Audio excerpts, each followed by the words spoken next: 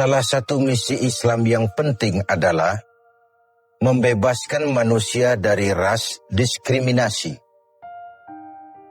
Mengikat manusia dengan ikatan akidah.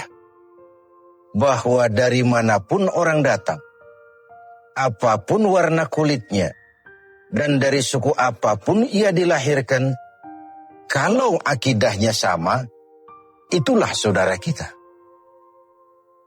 Kita bertujuh orang ini mungkin ada yang dari Betawi, dari Jawa Tengah, dari Jawa Timur. Tapi di sini kita merasa kita adalah satu. Apa yang mengikat kita? Akidah. Ternyata ikatan akidah itu jauh lebih kuat daripada ikatan darah sekalipun. Islam membebaskan manusia dari ras diskriminasi. Dan Rasul mengajarkan, Innallaha la yanzuru ila suwarikum wala ila amwalikum walakin yanzuru ila qulubikum wa a'malikum. Allah itu tidak melihat potonganmu, Allah tidak melihat hartamu, yang Allah lihat adalah hatimu dan amal perbuatanmu.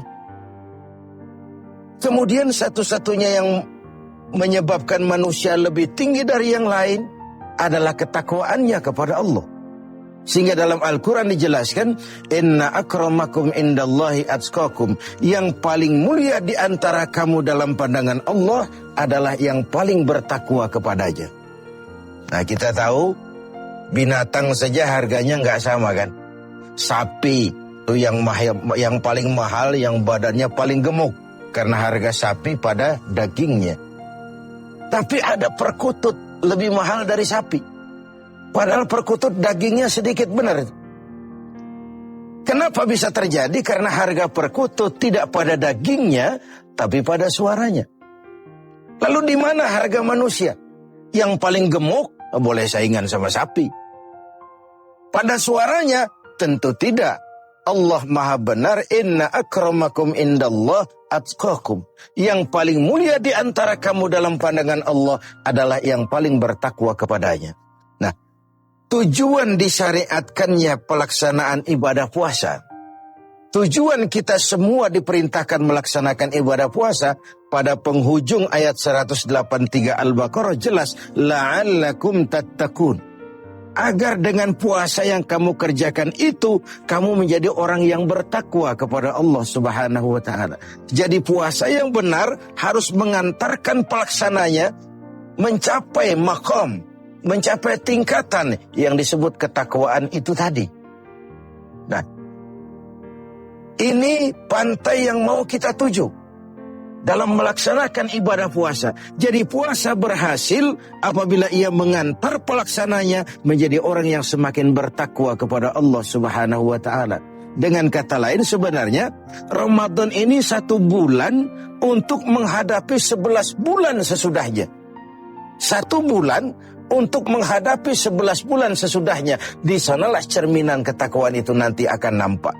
Sebelum kita lanjutkan berbicara tentang takwa ini, barangkali di antara adik-adik kita yang hadir ada yang akan mengajukan pertanyaan di seputar ketakwaan ini. Dipersilakan. Ada? Ya, oke. Ya, silakan. Assalamualaikum warahmatullahi wabarakatuh. Assalamualaikum. Saya mau nanya ini Pak Kiai, kalau orang yang bertakwa itu apakah mengalami skeptis dalam menghadapi kehidupannya? Ya, terusnya. Apakah orang yang bertakwa itu lalu skeptis dalam menjalani kehidupan? Kira-kira gitu maksudnya. Iya. Saya ingin menyatakan bahwa lebih dahulu bahwa sekarang ini banyak orang menggunakan kalimat agama untuk maksud yang tidak sama dengan maksud agama. Lalu terjadi pergeseran nilai. Misalnya yang secara umum kita sudah salah kaprah. Orang meninggal biasanya dikatakan telah berpulang ke rahmatullah. Rahmatullah itu kan artinya rahmatnya Allah. Kasih sayang Allah. Dan itu artinya sorga. Nah, kira-kira kalau koruptor mati, apa ia pulang ke rahmatullah itu? Kita kan sudah menggunakan kamuflase, kalimat yang tidak sama dengan maksudnya itu. Demikian juga kalimat takwa ini. Kalau kita kembali kepada pengertian takwa yang didefinisikan para ulama, takwa itu adalah kemampuan, mengerahkan kemampuan maksimal untuk melaksanakan apa yang diperintah Allah dan menjauhi yang dilarangnya. Itulah takwa itu. Dengan demikian sekaligus jawaban bahwa orang yang takwa tidak skeptis. Tidak, kalau takwa itu ndelohom, nggak kerja, dagang berhenti, tidak cari nafkah, diam aja di rumah, nunggu keajaiban. Bukan itu takwa itu. Takwa juga tidak terkait dengan pakaian. Ini kan aksesoris pakaian ini.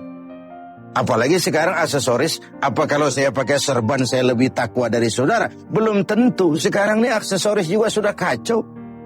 Rocker sejak pakai gamis, ini kan sudah kerancuan aksesoris.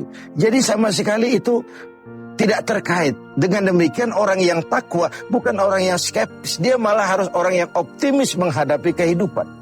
Karena sesungguhnya yang namanya takwa, kemampuan melaksanakan yang diperintah, kemampuan menjauhi yang dilarang olehnya. Ini sebuah gambaran bahwa disitulah harga manusia itu. Pada kemampuannya menjadi pelaksana yang diperintah Allah dan meninggalkan apa yang dilarangnya. Sehingga kalimat ini kita dudukan, kan ini takwa ini pun sudah jadi lalap di mulut bangsa kita ini. Pejabat kalau dilantik bertakwa. Habis dilantik jabat takwa ngalor dia ngidul. Nggak sinkron, nggak ketemu ujung-ujungnya itu. Nah, baik, saya kembali. Jadi jawabannya, orang yang bertakwa bukan orang yang skeptis, tapi orang yang malah rajin berusaha, giat bekerja karena dia tahu takwa itu kemampuan melaksanakan yang diperintah, kemampuan menjauhi yang dilarang. Nah, ini sudah cerminan dari usaha manusia. Yang diperintah Allah itu bukan cuma sholat, zakat, puasa, dan haji. Mencari nafkah, menghidupi anak istri, itu perintah Allah. Nggak pantas orang takwa lalu skeptis, nunggu keajaiban.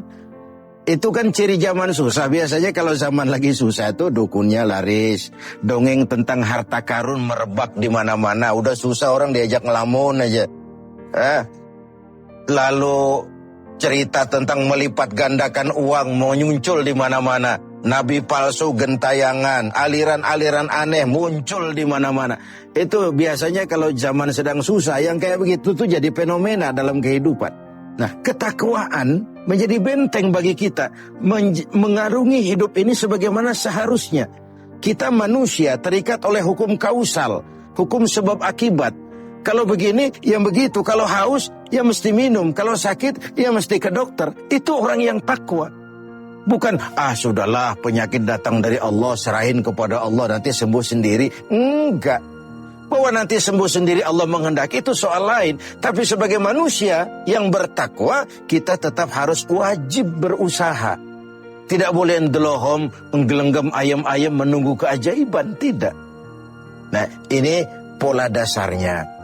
Nah, mari sekarang saya kembali kepada takwa itu sendiri.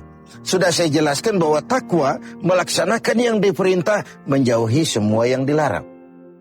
Bagaimana puasa ini membentuk pribadi yang bertakwa? Kita pinjam huruf-huruf takwa itu ya. Ta, qaf, waw, dan ya. Huruf ta, kata Imam Qushairi, simbol daripada sifat tawadu. Orang yang bertakwa adalah orang yang rendah hati.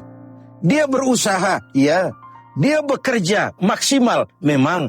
Tapi dia sadar bahwa semampu yang dia lakukan adalah berusaha dan berusaha. Kepastian itu haknya Allah. Nah, ini bedanya kita dengan yang lain. Kepastian itu hak Allah. Yang kerja saja belum tentu dapat. Apalagi yang nggak kerja. Kira-kira logikanya begitu. Sama dengan kalau orang bilang, lo sholat juga belum tentu masuk surga. Saya suka orang usil. Iya, yang sholat saja belum tentu masuk surga. Apalagi yang nggak sholat. Kan begitu logikanya. Orang yang bertakwa itu dia terpacu. Nah, timbul sifat tawadu, rendah hati dibentuk oleh pelaksanaan ibadah puasa ini. Kenapa? Puasa ini kan, ya Allah, baru sehari nggak terkena makan, nggak terkena minum, sudah begini lemah rasanya diri. Lalu apa yang mau disombongkan di hadapan Allah? Nah, timbul sikap rendah hati. Ini mentalitas takwa. Dia bekerja, dia berusaha, dia gunakan teknologi canggih, dia pakai manajemen yang paling modern, dia pakai tenaga yang profesional, tapi di balik itu dia sadar betul, kepastian cuma hak Allah. Maka usahanya selalu diiringi dengan doa. Agar keberhasilan tidak membuat dia lupa diri, kegagalan tidak membuat dia putus asa. Inilah nikmatnya takwa itu. Keberhasilan tidak membuat lupa diri, dan kegagalan tidak menjadikan dia putus asa. Lalu selalu melihat hikmah di balik apapun yang dia hadapi itu. Rendah hati. Makanya di hadis qudsi dikatakan, aku cinta orang yang rendah hati, aku lebih cinta kepada orang kaya yang rendah hati. Aku benci orang miskin, tapi aku lebih benci orang miskin yang sombong. Aku benci orang sombong, aku lebih benci orang miskin yang sombong.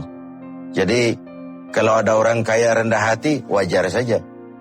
Orang kaya nggak sombong, kan pantas. Orang miskin nggak sombong, pantas saja. Emang nggak ada yang mau disombongin. Tapi kalau orang kaya segalanya punya, dia rendah hati, itu yang Allah lebih cinta. Nah, takwa menanamkan itu. Sikap rendah hati.